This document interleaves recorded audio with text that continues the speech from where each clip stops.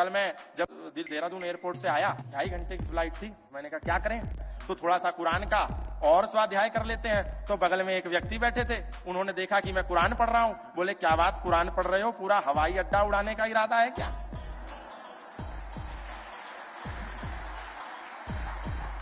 क्योंकि इस वेद को पढ़ करके शिवकर बापूजी तलपड़े ने सबसे पहले विमान उड़ाया जुहू की चौपाटी पर, और इस कुरान को पढ़ करके अब्दुल ने पूरा हवाई अड्डा उड़ा दिया। कितना बड़ा विकास किया।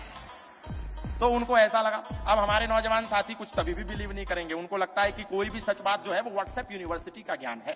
कोई सच बात बोलो, कोई आश्चर्यजनक बात बोलो, कोई ऐसी बात बोलो जिसको सुनकर के मानव की वेदना जागृत हो जाती हो, कोई ऐसी बात बोलो जिसको सुनकर के हमारे पैरों के तले से जमीन खिसक जाती हो, तो हमारा नौजवान कहता है व्हाट्सएप यूनिवर्सिटी का ज्ञान लेकर के आ गए हैं भैया। नहीं भैया, ध्यान से सुनो, सूरा तौबा 9 आयत संख्या 5 कुरान के भीतर है। नहीं विश्वास हो तो उठा करके देख लेना।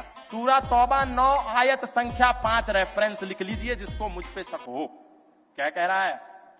फैजन सलखल अशहुरुल हुरुम फक्तुलुल मुशरिकिन हैसु वजदतुहुम वखुजुहुम वक्सुरुहुम वक़उदुलहुम कुल्ल मरसदीन फइन ताबू व अकामुस सलात व आतवुज ज़कात फखल्लू सबीलहुम इन्नल्लाहा गफूरुर रहीम। फिर जब हराम के महीने बीत जाए तो इन मुशरिकों को जहां कहीं पाओ वहां कत्ल करो, इनकी घात में बैठो, और यदि यह तौबा कर ले, यदि यह तुमसे क्षमा मांग ले तो इनको बख्श दो, क्योंकि अल्लाह बड़ा क्षमाशील है।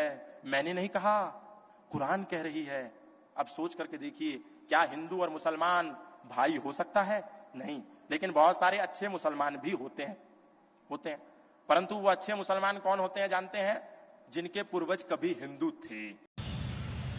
दूसरी स्ट्रैटेजी जो इंटरनेशनल मीडिया इस्तेमाल करती है इस्लाम को बदनाम करने के लिए, कि वो कई बार कुरान या हदीस कोट करती है, कुरान की आयतों का हवाला देती है बिल्कुल आउट ऑफ कॉन्टेक्स्ट, और एक आयत जो अक्सर मीडिया में बार बार दोहराई जाती है वो है सूरह तौबा की आयत, सूरा नंबर 9 आयत नंबर 5, जिसमें मीडिया कहती है, इसमें लिखा है कि जहां भी आप काफिरों को पाओ वहां उनका कत्ल करो।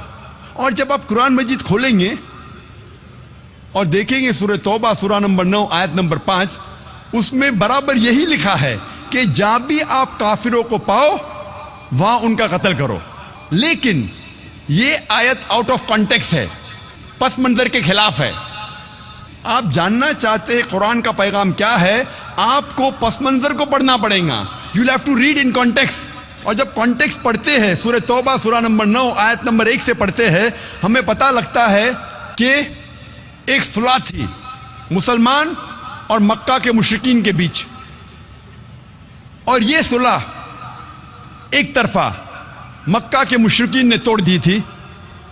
तो अल्लाह सुब्हाना व तआला सूरह तौबा सूरा नंबर 9 आयत नंबर 5 में उन्हें चेतावनी देते हैं, उन्हें वार्निंग देते हैं, मक्का के मुशरिकीन को खबरदार करते हैं और कहते हैं आपके पास 4 महीने का वक्त है, आप सुधर जाओ वरना ऐलान जंग। और जंग के मैदान में अल्लाह सुब्हाना व तआला फरमाते हैं और मुसलमानों से कहते हैं, जब भी दुश्मन, जब भी काफिर मैदान जंग में आए तो जहां भी आप काफिरों को पाओ वहां उनका कत्ल करो। ये आयत मैदान जंग में है। आप पस मंजर देखेंगे तो ये आयत मैदान जंग में अल्लाह सुब्हानहू व तआला फरमाते हैं, जब भी दुश्मन मैदान जंग में आपके साथ लड़ने आए, जो ईमान नहीं रखते, जो काफिर है, आप डरो मत, उनके साथ डट के मुकाबला करो। और आमतौर पे आप जब भी देखो कोई भी आर्मी जनरल, मिसाल के तौर पे एक जंग अगर हो रही थी अमेरिका, यूएसए और वियतनाम के बीच, but natural army general of USA ये कहेगा अपने सिपाही से जंग के मैदान में, वो ये नहीं कहेगा डर जाओ और भाग जाओ, वो ये कहेगा कि जब भी वियतनामीज, जब भी दुश्मन आए आप डरो मत, आप उनका कत्ल करो। आमतौर पे कोई भी सिपा सलार, کوئی بھی آرمی جنرل اپنے سپاہی کی ہمت افزائی کرنے کے لیے جنگ کے میدان میں یہی کہیں گا کہ ڈرو مت، اب لڑو، جہاں بھی دشمن کو پاؤ آپ ان کا قتل کرو. تو وہی تو قرآن مجید میں اللہ سبحانہ تعالیٰ فرماتے. لیکن کئی بار دشمن اسلام آؤٹ آف کانٹیکسٹ کوٹ کرتے ہیں.